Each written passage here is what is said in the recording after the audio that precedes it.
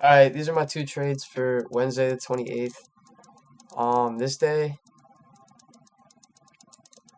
kind of a tricky open. Um, we also had, I forget who it was, FOMC, or I think it was FOMC that we had on Wednesday. But so any pre-FOMC is always kind of gonna be fucked up a little bit.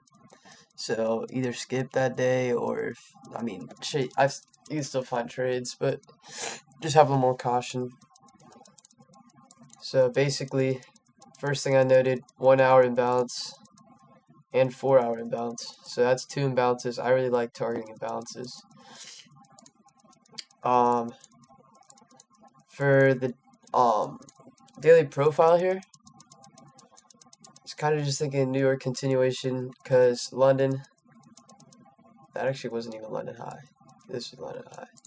Right before London, we wick into this. This was I think a 1 hour BPR way back.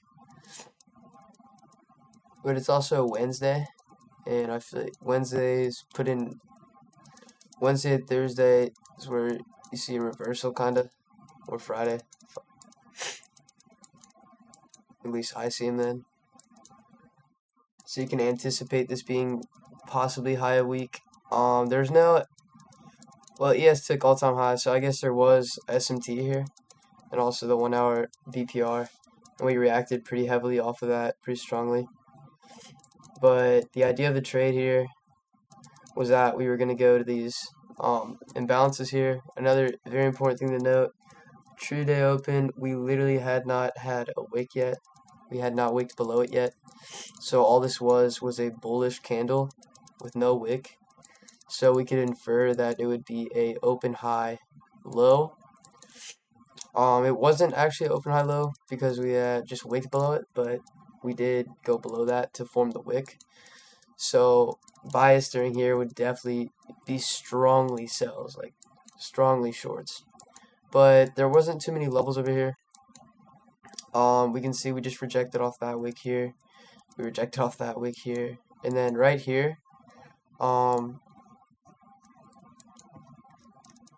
really any reaction is what you needed to enter because shorts are so easy here.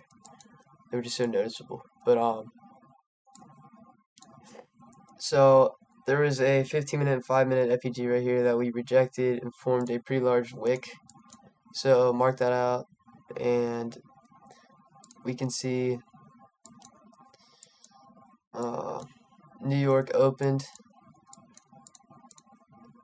right here, and we immediately go all the way up here. I guess you could have entered maybe right here, but I don't know. I wouldn't have just entered off of just a high. Maybe if there was SMT, I didn't check. But New York opens, we come down here, reject off the midnight open, come back up here, take this high, sweep these highs right here, and reject perfectly off the CE of that, and get really good distribution from that. And then we can draw the OTE here. There's a 1-minute order block. There's also a 3-minute wick. So you could just either limit that, wait for price to come up here, enter here, and target. Firstly, I would have targeted just Asia low.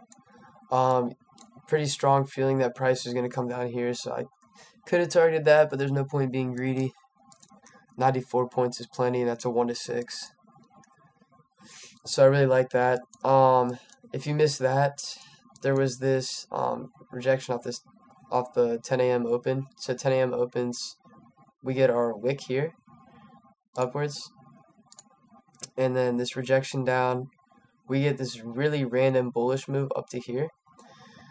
React off of it. We leave a giant wick here. So basically, just either limit that or market order once it gets up here, and target the same thing as that, and that's a 1 to 8 already. And you could also just go lower, go to the CE, and that's already a 1 to 12. So I feel like I wouldn't take any longs, like long off midnight. Like I didn't see any reason to long here. I didn't really see us going higher with all these strong draws, especially with this right here. So these were the only two trades I would have taken. They both delivered for like fucking 180 points. Well, if you count this, like 291. But yeah, those are my two trades for Wednesday.